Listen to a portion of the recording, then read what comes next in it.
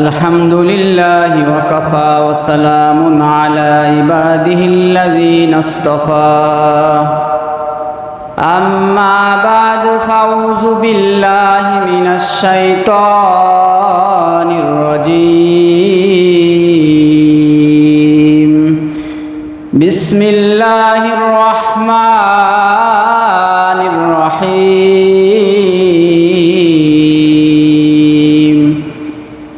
وقضى ربك ألا تعبدوا إلا إياه وبالوالدين إحسانا إما يبلغن عندك الكبر أحدهما أو كلاهما فلا تقل لهما أف ولا تنهرهما وقولهما قولا كريما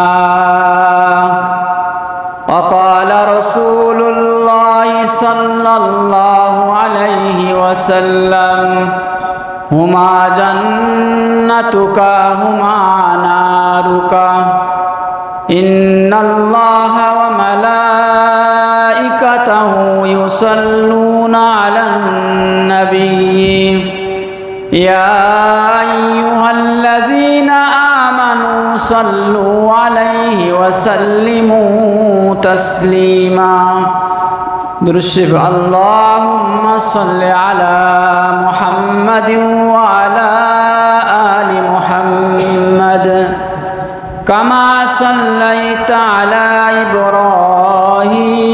إبراهيم وعلى آل إبراهيم إنك حميد مجيد اللهم بارك على محمد وعلى آل محمد كما باركت على إبراهيم وعلى آل إبراهيم إنك حميد مجيد بلغ العلا بكماله كشف التجى بجماله حسنة جميع خصاله صلوا عليه وآله الحمد لله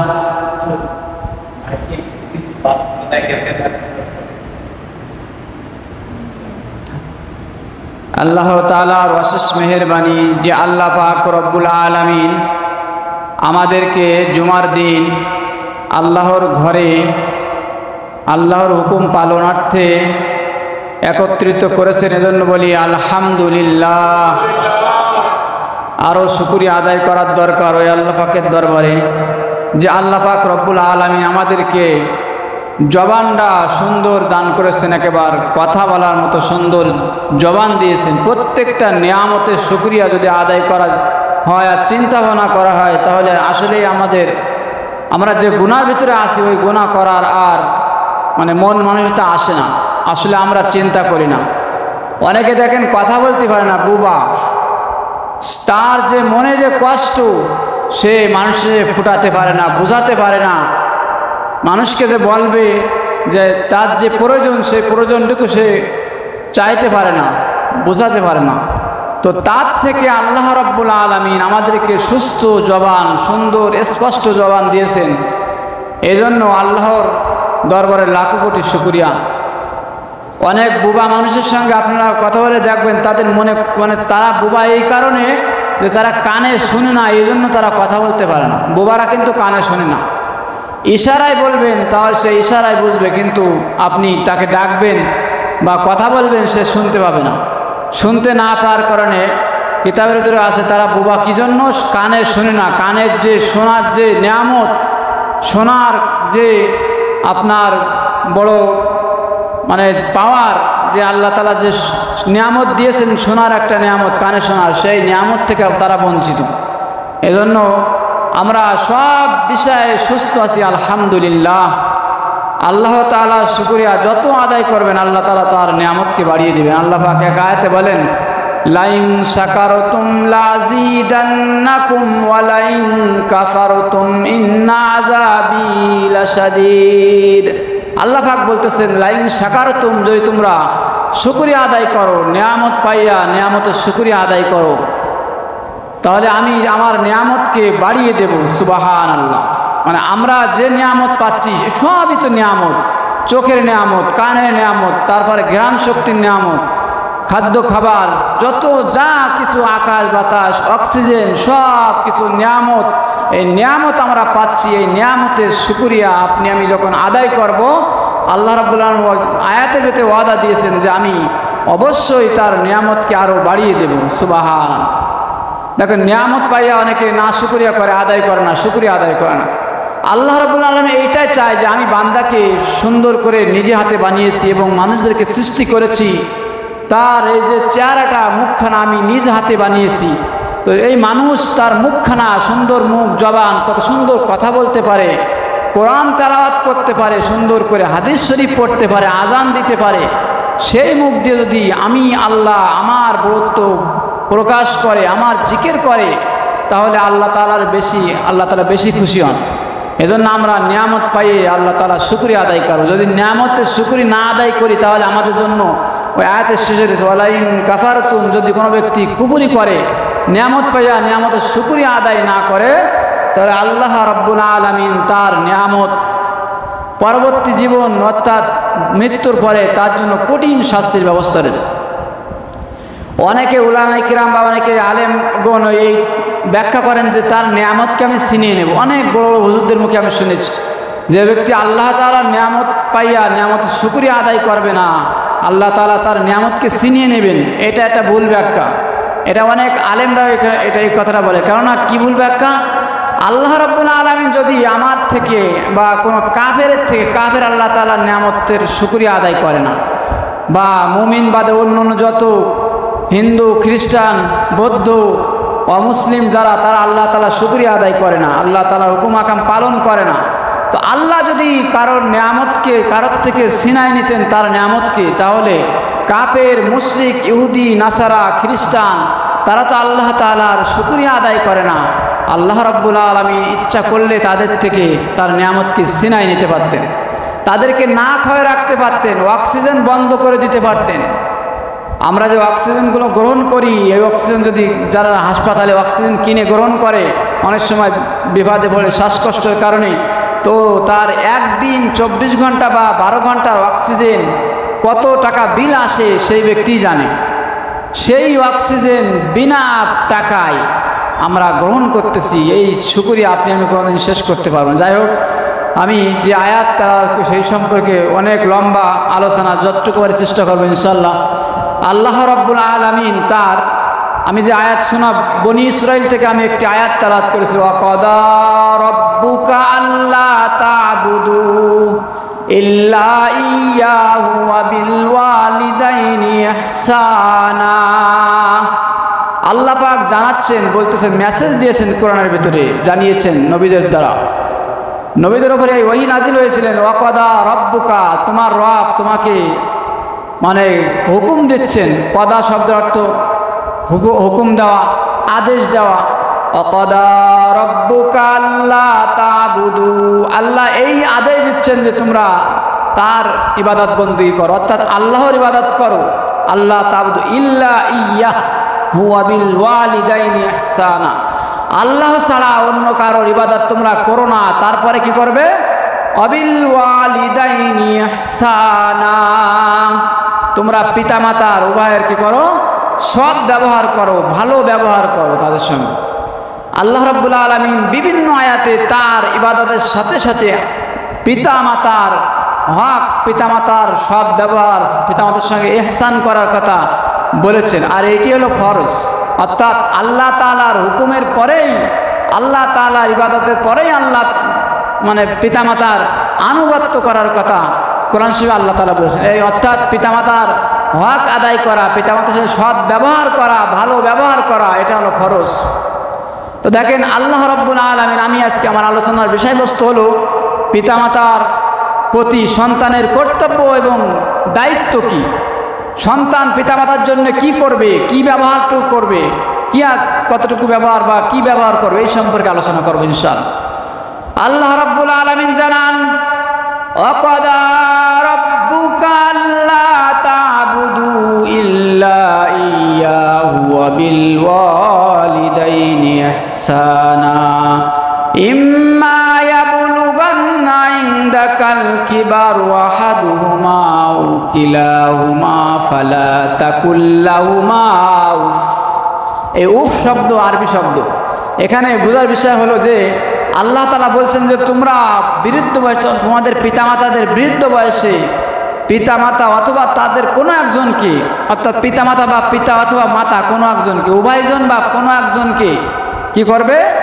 সৎ ব্যবহার, ভালো ব্যবহার, সুন্দর ব্যবহার করবে। এটা আল্লাহ তাআলা শিখিয়েছে।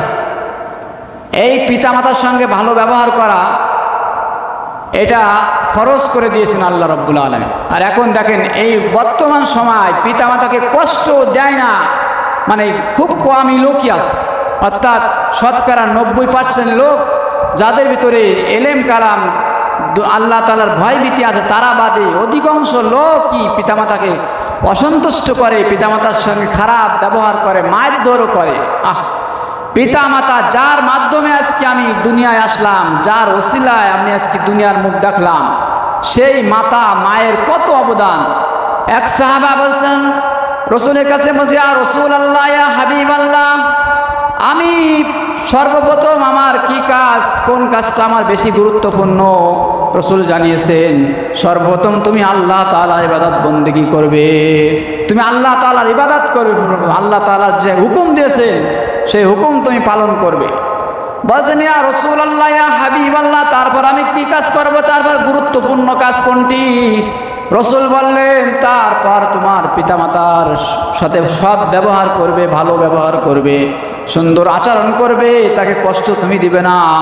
তোমার কষ্টের কারণে যদি উহ শব্দ ব্যবহার করে, অর্থাৎ তুমি এমন আচরণ করলে যে আচরণের কারণে তোমার পিতা অথবা তোমার মাতা অথবা উভয়জন উহ শব্দ ব্যবহার করলো, কত কষ্ট করে তোকে মানুষ করলাম আর তুই আমার সাথে এই ব্যবহারটা করলে, উফ শব্দ বলা এটুকু যদি বলে তাহলে তোমার সারা জীবনের যে নেক আমল সব বরবাদ হয়ে যাবে।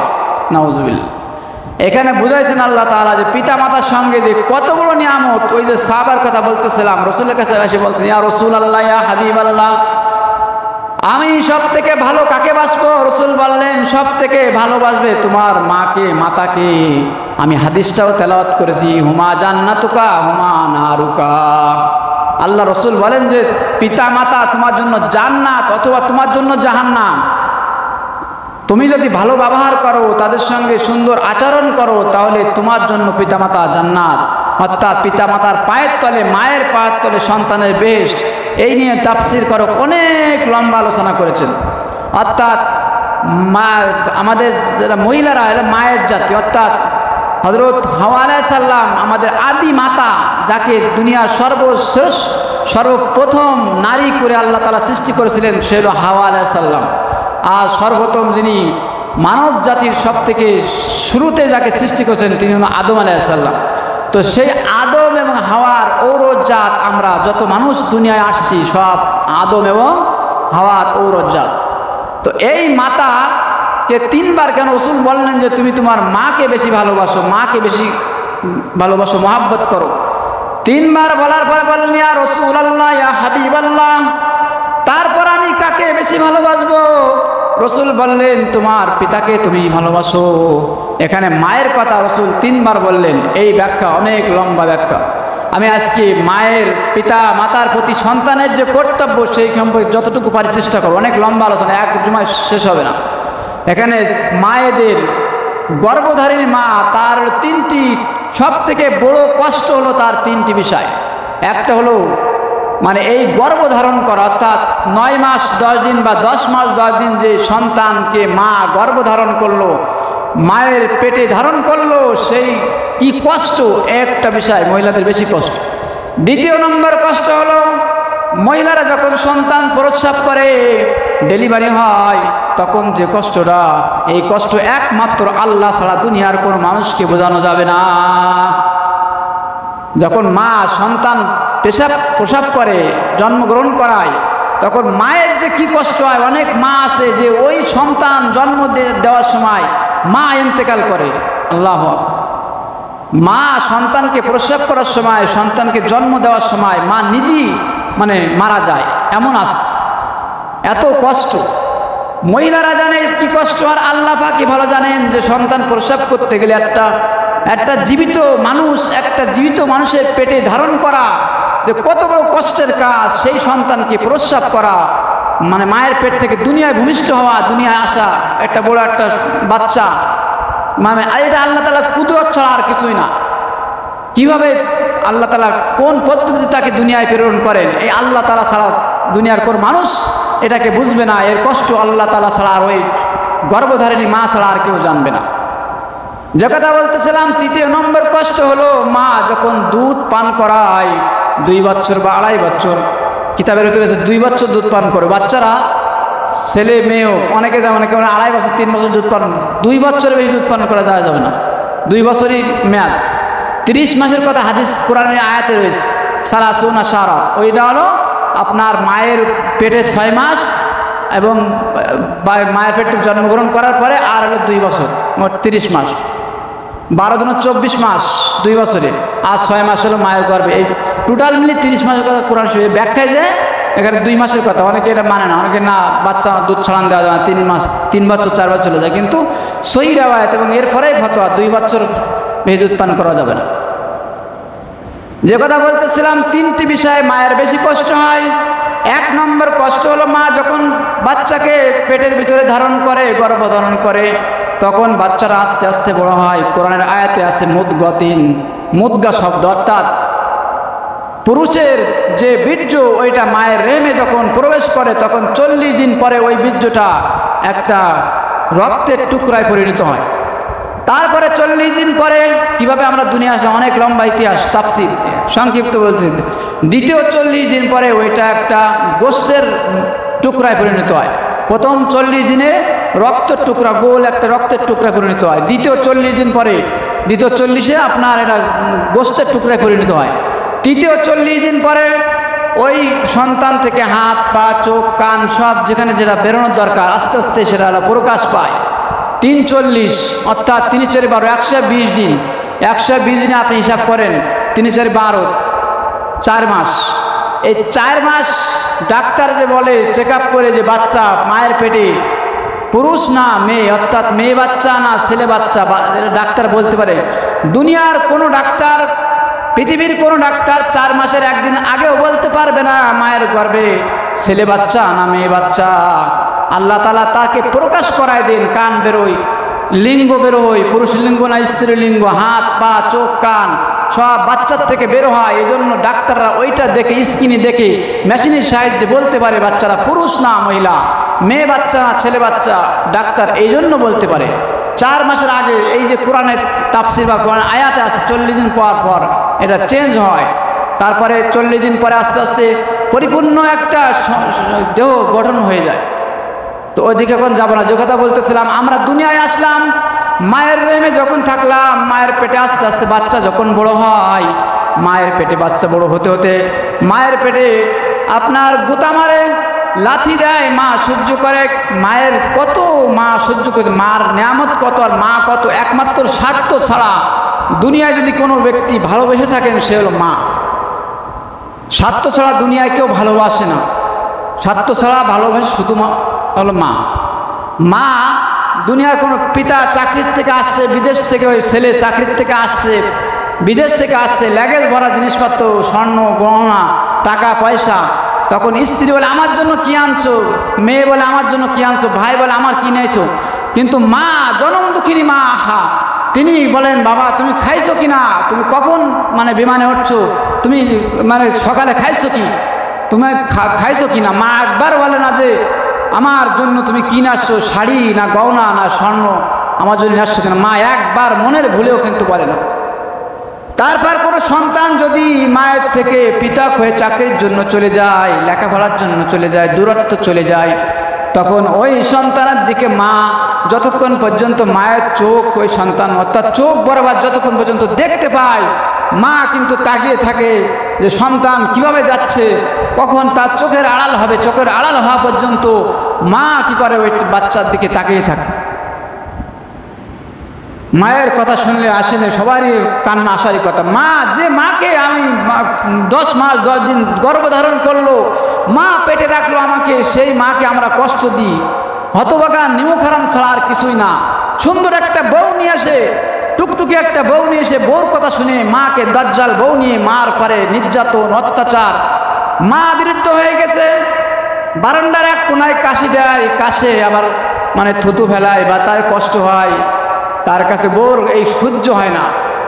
পরে একটা মেয়ে আসছে যে বলে তোমার মাকে তোমার বাবাকে এখান থেকে আলাদা করো, দূর করো, বা তাকে বৃদ্ধাশ্রমে রাখো, না আমি তোমার বাড়িতে থাকবো না। তাকে কত কষ্ট করে, শুধুমাত্র রাসূল সাল্লাল্লাহু আলাইহি ওয়াসাল্লাম বলছেন যদি ওই একটা কষ্টের কথা যদি কোনো সন্তান ভাবে যে 10 মাস 10 দিন মা গর্ভধারণ করে রাখলেন, কত লাথিগুতা। মা ভাত খেতে বসেছে, সবাইকে খাওয়াই দিয়ে সবার সুন্দরভাবে খাওয়াইছে। খাওয়ার পরে অল্প কিছু খাবার আছে হাঁড়িতে, অল্প কিছু খাবার খেয়ে মা কেবল খাইতে বসছে, আর সন্তান মায়ের পেটে এরকমভাবে একদিকে লাথি মারছে। মা ওই খানা থুয়ে ভাত তরকার রেখে মা আস্তে করে দাঁড়িয়ে গেলেন, বুকের পেটের যন্ত্রণা শুরু হয়ে গেছে।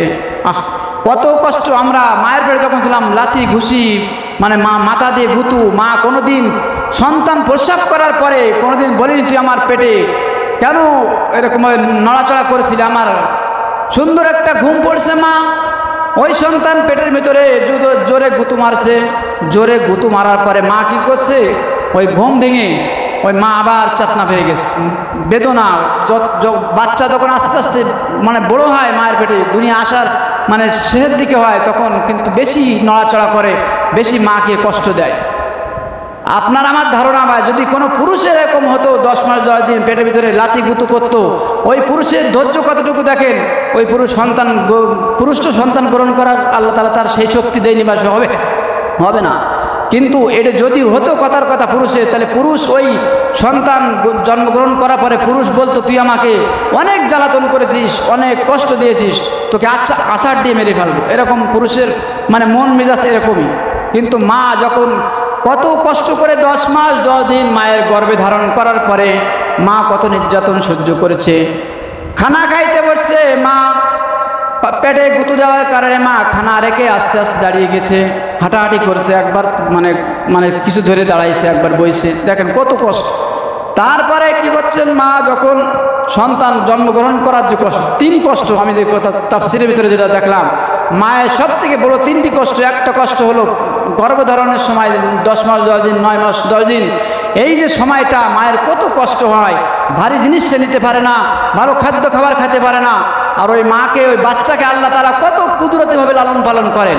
মানে এই মায়ের যে মানে কর্তব্য বা সন্তানের যে মায়ের প্রতি যে কর্তব্য, এর আলোচনা করতে কয়েকটা জুমা লাগবে। ওই সন্তানকে কিভাবে খাওয়ার ব্যবস্থা করেছেন, মায়ের যে মাসিক অর্থাৎ মাসে যে একটা ঋতুস্রাব হইতো, ওই ঋতুস্রাব যখন সন্তান জন্মগ্রহণ পেটে যায় তখন থেকে তার ওই মাসিক বন্ধ হয়ে যায়, মাসের যে স্রাব বন্ধ হয়ে যায়, ওই স্রাব আল্লাহ তাআলা ওই বাচ্চাকে খাওয়ানোর ব্যবস্থা কিভাবে করছেন, মায়ের নাড়ি দিয়ে আর বাচ্চার নাভির এখান থেকে নাড়ি সেট করে মায়ের যে পচা রক্ত যে সে মাসিকের যে মানে স্রাব ঋতুস্রাব, ওইটা বাচ্চার জন্য খাদ্য পরিণত করে দিয়েছে। আল্লাহ যদি চাইতেন, আমরা যে কত নাফরমানি করি আল্লাহর নাফরমানি করে, আল্লাহ চাইলে ওই নাপাক রক্তটা আপনার আমার মুখ দিয়ে খাওয়াতে পারতেন। কিন্তু মায়ের নাড়ির সঙ্গে আর বাচ্চা সন্তানের নাভির সঙ্গে একটা খাবার যোগাযোগ ব্যবস্থা করে দিয়েছেন। ওই ভান থেকে লালন পালন মা কত কষ্ট করেছেন। তার যে রক্ত স্রাব যা খাবে ভিটামিন, সেটা বাচ্চার এতে এরকমভাবে ডেলিভারি হয়, মা কত কষ্ট করে সহ্য করছে। তারপরে এই মা 10 মাস 10 দিন ধরে গর্ভধারণ করার পরে যখন সন্তান প্রসব করে, তার যে কষ্ট, হাদিস শরীফের ভিতরে রাসূল সাল্লাল্লাহু আলাইহি ওয়াসাল্লাম বলেন যে ওই যে সন্তান জন্মগ্রহণ করার যে কষ্ট, আল্লাহ ছাড়া আর ওই মহিলা ছাড়া দুনিয়ার কোনো মানুষ সেটা অনুভব করতে পারবে না, বুঝতে পারবে না। খালি দেখবে যে কষ্ট আছে, কিন্তু কি কষ্ট, অনেক মায়ের মৃত্যু হয়ে যায়। ওই সন্তান যখন জন্মগ্রহণ করলেন, কত কষ্ট হয়েছে মায়ের। তখন ফুটফুটি একটা সন্তান, ছেলে সন্তান হোক মেয়ে সন্তান হোক, যখন মায়ের কাছে দেওয়া হয় জন্মগ্রহণ করার সাথে সাথে, তখন মা তাকে কোলে নিয়ে মুখের পরে মুখ চেহারা ফেরানোর সাথে সাথে যত কষ্ট ছিল, গর্ভধারণ করার কষ্ট, মানে জন্মগ্রহণ করানোর কষ্ট, সমস্ত কষ্টটুকু মা ভুলে যায়। সুবহান, তার আর কোনো কষ্টই থাকে না, তার আর কোনো কষ্ট সে অনুভব করে না। মায়ের চেহারা, সন্তানের চেহারা যখন পড়ে, এটা আল্লাহ তাআলার কুদরতি একটা জয়েন্ট তার চেহারা এবং মায়ের মুখের সাথে আল্লাহ তাআলা দিয়ে দিয়েছে। তৃতীয় নম্বর হলো দুধ পান করানো। 2 বছর যে দুধ পান করান মা, কত কষ্ট। যে ভিটামিন, যে খাদ্য খাবার মা খায়, সেই ভিটামিন তার থেকে কিছু আমাদের প্রত্যেকের শরীরে কিন্তু ভিটামিন তৈরি হয়। যে ভালো ভালো খাদ্য খাইলে, আপেল, কমলা, অন্যান্য ফল ফলাতে খাইলে তার থেকে একটা ভিটামিন আমাদের শরীরে তৈরি হয়। কিন্তু মা, ওই যে মায়ের গর্ভের একটা কষ্ট, জন্মগ্রহণ করার সময় কষ্ট, তারপরে যে মা জন্মগ্রহণ করার পরে এই বুকের 2 স্তন, আল্লাহ রাব্বুল আলামিন বলেন বাচ্চাকে আমি পেটের ভিতরে নাপাক রক্ত তাকে দিয়ে খাওয়ায় মানুষ করেছি, নাভির সাথে জয়েন করে। একটা লাইন ছিল খাওয়ার, আর জন্মগ্রহণ করার পরে তাকে আমি 2টা খাবার লাইন করে দিয়েছি। 2টা স্তন থেকে ওই বাচ্চা দুধ পান করে, দুধ পান করে বাচ্চা তৃপ্তি সহকারে দুধ পান করতে থাকে। মায়ের দুধ পান করে, মা যা খায় সেটা ভিটামিন হয়ে দুধ পরিণত হয়, আর ওই দুধ বাচ্চা খায়, তাহলে মায়ের কতটুকু কষ্ট অনুভব করতে হয়। এক সাহাবা বলেন, ইয়া রাসূলুল্লাহ, ইয়া হাবিবাল্লাহ, আমি আমার সমস্ত মায়ের ঋণ আমি শোধ করে দিয়েছি। রসুল বললেন, কি ঋণ শোধ করেছো? বললে, আমি আমার মাকে ঘাড়ে সওয়ার করে, অর্থাৎ ঘাড়ে উঠে কোলে করে সমস্ত কাবা শরীফ মানে তওয়াফ করিয়েছি, হজ করেছি, কাবার পাশে গিয়ে দোয়া করেছি, তারপর আরও অনেক জায়গায় তাকে আমি ভ্রমণ করিয়েছি। তার কষ্ট, যত কষ্ট আমার জন্য করেছিলেন, আমি সমস্ত কষ্টটুকু আমার মায়ের কষ্ট শোধ করে দিয়েছি। হাদিস শরীফের ভিতরে, তিরমিজি শরীফের আছে, রাসূল সাল্লাল্লাহু আলাইহি ওয়াসাল্লাম বলেন, তোমার মা যে একদিন, যে দিনটা জন্মগ্রহণ তোমাকে করাইলো, তুমি যেদিন ভূমিষ্ঠ হইলে, দুনিয়ায় আসলে, দুনিয়ায় আসার সময় মা যে কষ্টটুকু করছে, মা ওই যে একদিনের কষ্ট, ওই একদিনের কষ্ট কি তুমি শোধ করতে পেরেছো? সাহাবা বললেন, না। ইয়া রাসূলুল্লাহ, না, শোধ করতে পারে নাই। আর এক সাহাবা বললেন, ইয়া রাসূলুল্লাহ, এক যুবক এসে সাহাবার কাছে বললেন, ইয়া রাসূলুল্লাহ, ইয়া হাবিবাল্লাহ, আমার মা সবসময় মিজাজি থাকে, খ্যাটখেটি মিজাজ, মানে সবসময় আমার বউয়ের সাথে বা আমার সাথে সবসময় মিজাজে থাকে।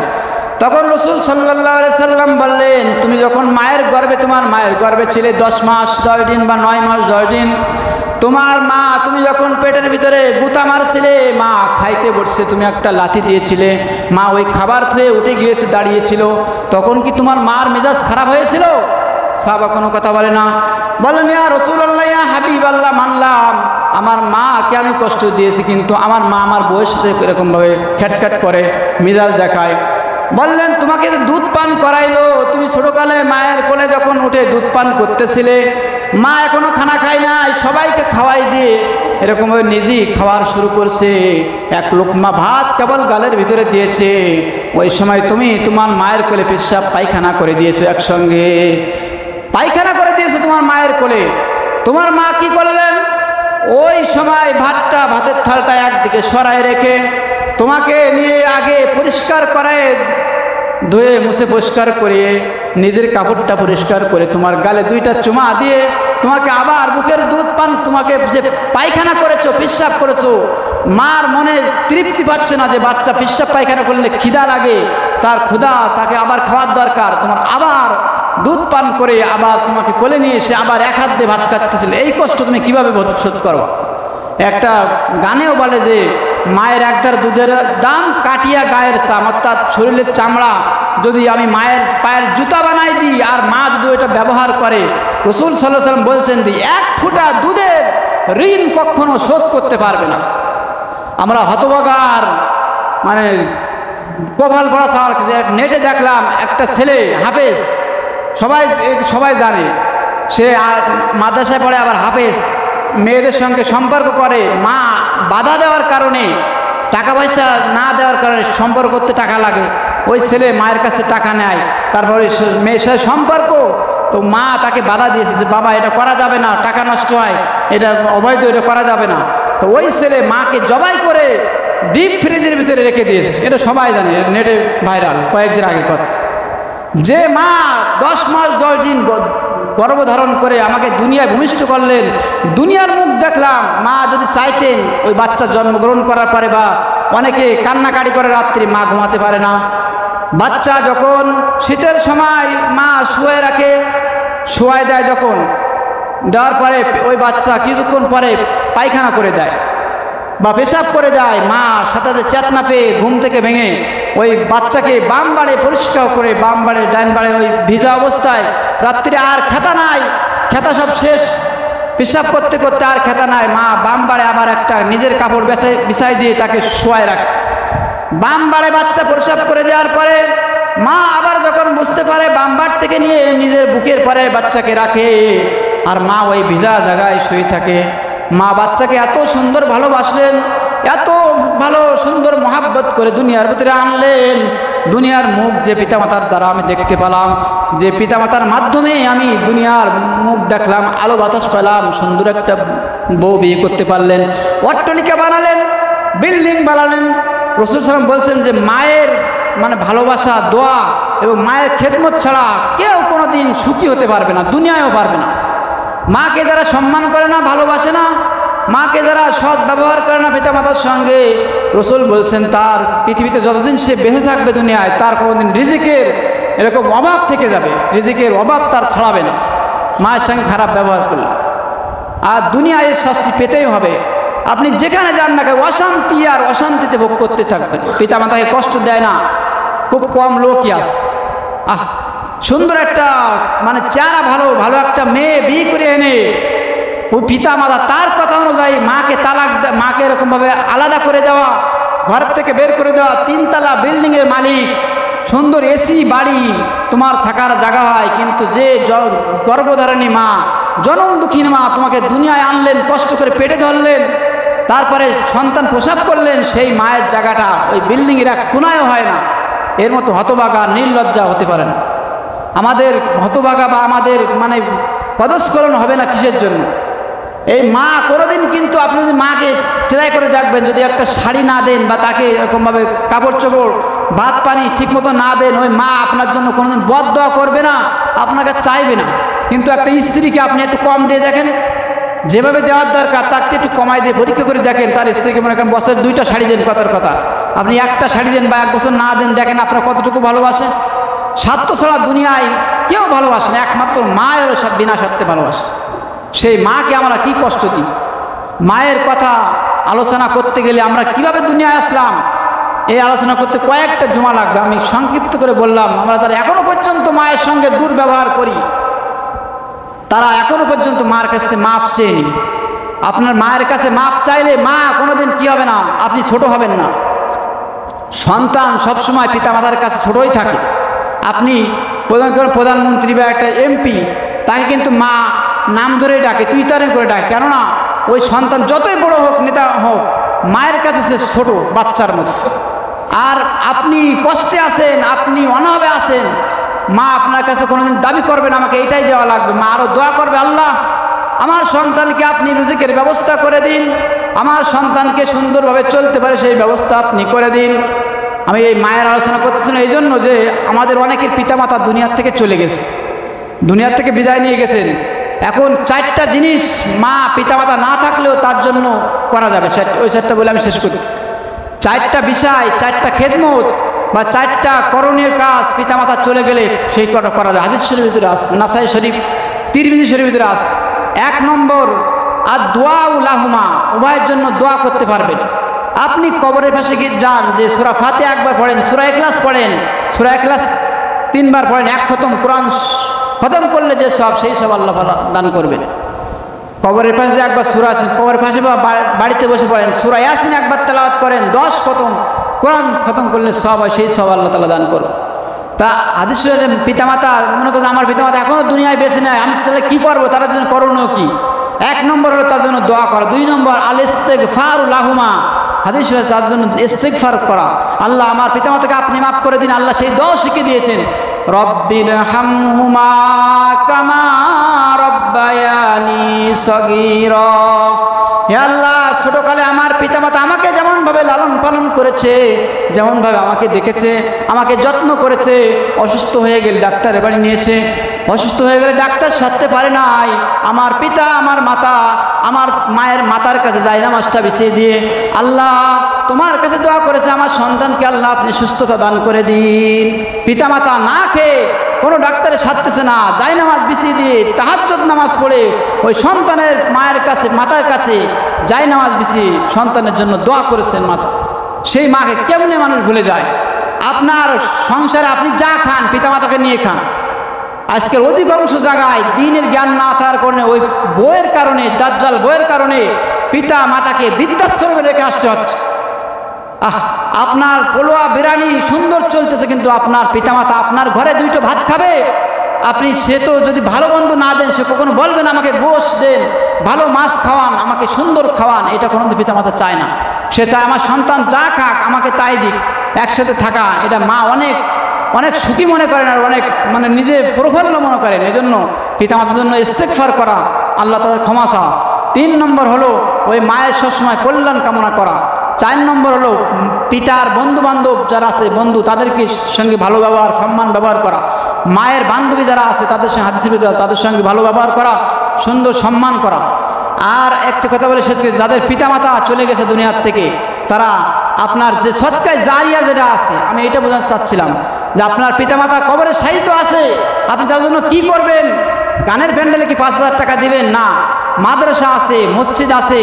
আপনার মায়ের জন্য আপনি মনে করেন যে এই মাদ্রাসা একটা থাই গ্লাস দিলেন, বা মাদ্রাসার 5 কাল সিমেন্ট দিলেন, বা মাদ্রাসার উন্নয়নের কাজ করলেন, এটা কি হবে? যতদিন ওই জিনিসটা ভালো থাকবে, একটা ফ্যান দিলেন, ফ্যানের দেওয়ার এখন দরকার নেই, মনে করেন একটা থাই দিলেন, বাচ্চারা কত কষ্ট করে ওপরে, মানে শীতের সময় ঠান্ডা লাগে, আপনারা অনেকে থাই টাকা দিয়েছেন, আর তারপর তো অনেক দিন এরকম টাকা চাওয়া হয়নি। দেখেন এই যে সদকায়ে জারিয়া, আপনি 1 টাকা দান করেন মসজিদে, আপনার যে জুমার পরে নামাজের পরে মানে কোটায় দান করেন, এই যে দানটা, এটা কিন্তু কোনো ব্যক্তিগত কোনো হুজুর খায় না।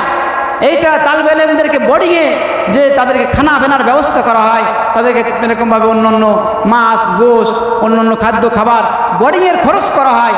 আপনার টাকা দিয়ে যদি একটা বোর্ডিংয়ে একটা ছাত্র খেয়ে লেখাপড়া করে, আপনার মায়ের জন্য যদি আপনি 500 টাকা 1000 টাকা বোর্ডিং করে দেন, মাদ্রাসায় দেন, মসজিদে দেন, যতদিন আপনার পিতামাতা কবরে থাকবে, আর ওই ছেলে দুটো খাওয়ার কারণে, মানুষ হওয়ার কারণে, যদি আপনার জন্য হাফেজ হওয়ার কারণে, আলেম হওয়ার কারণে, ওই তো আপনার অনুদান তার ভিতরে রয়েছে, আপনার জন্য অবশ্যই দোয়া করবে। দোয়া করুক আর না করুক, এর যে একটা সদকায়ে জারিয়া সব আল্লাহ রাব্বুল আলামিন আপনার আমার পিতা মাতার কবরের ভিতরে এরকমভাবে সদকায়ে জারিয়া সব পৌঁছাতেই থাকবে।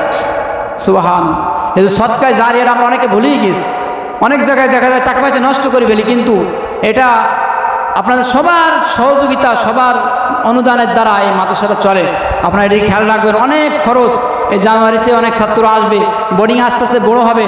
আপনারা যদি যে পারেন যে হুজুর আমি মাসে 1 খান চাল দেবো, বা আমি বোর্ডিংয়ে এরকম 5 কেজি মাসের ডাউল কিনে দেবো। আবার অন্য মাদ্রাসা আছে যে এরকম অনেকে বলে চাউল দায়িত্ব নিয়ে নেয়, ডাউলের দায়িত্ব নিয়ে নেয়, তেলের দায়িত্ব নিয়ে নেয়। আপনাদের কাছে যে এখন দিতে এমন করেন, আমি আপনার জানাই রাখছি যে সদকায়ে জারিয়া আপনার আব্বা আম্মা, আমার আব্বা আম্মা দুনিয়ার থেকে নেই, তাদের তো কিছু পৌঁছানোর দরকার। তাদের অর্থ সম্পদ রেখে জায়গা ভোগ বিলাস আমি করতেছি, বিল্ডিং জায়গা জমি ভোগ করতেছি, তাদের কি কোনো দাবি দেওয়া, তাদের কি কোনো হক নেই? অবশ্যই তাদের হক রয়েছে। এই জন্য যে যতটুকু পারেন আমাদের কাছে টুটুল ভাই আছে, তাদের কাছে পৌঁছায় দিলে অবশ্যই এরকম আমাদের মানে হিসাব কিতাব আছে, যেরকম টাকা দিলাম হিসাব নেই, রসিদ আছে, আপনি রসিদ পেয়ে যাবেন, সাথে সাথে এরকম রসিদ দিয়ে দেবে। এই জন্য মাদ্রাসার প্রতি আপনারা খেয়াল রাখবেন। আর আস্তে আস্তে আল্লাহ চাইতে মাদ্রাসার ডেভেলপ হচ্ছে, আপনাদের সহযোগিতার দোয়া। এই জন্য সবাই দোয়া করবেন যে অনেকটা আগের থেকে কিন্তু পরিবেশ অনেক ভালো হয়েছে।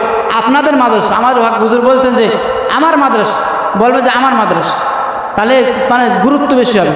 আমাদের মাদ্রাসা থেকে অনেক দূরত্ব বোঝায়, কিন্তু আমার মাদ্রাসা বললে প্রত্যেকে বলেন যে আমার মাদ্রাসা, তাহলে তার সেই রকম অনুগ্রহ সেরকমভাবে তার দামের প্রতি একটু বেশি মনোযোগ আসে।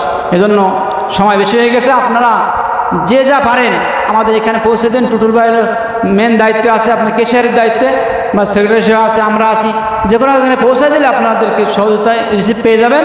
এবং এর দ্বারা সৎকায় জারিয়ার দ্বারা আপনার পিতামাতা আত্মীয় স্বজন কবর বসে সব পাইতে থাকবে। এবং আপনার দ্বারা একটা তালবে ইলম যদি হাফেজ হতে পারে, সে যতদিন লেখাপড়া করবে তার ছাত্র তার সন্তান, এইভাবে কিয়ামত পর্যন্ত সৎকায় জারিয়া এর হইতেই থাকবে। আল্লাহ রাব্বুল আলামিন আমাদেরকে সঠিক বুঝার দান তৌফিক দান করুক। ওয়া আখিরি দাওয়ানা আলহামদুলিল্লাহি রাব্বিল আলামিন। যারা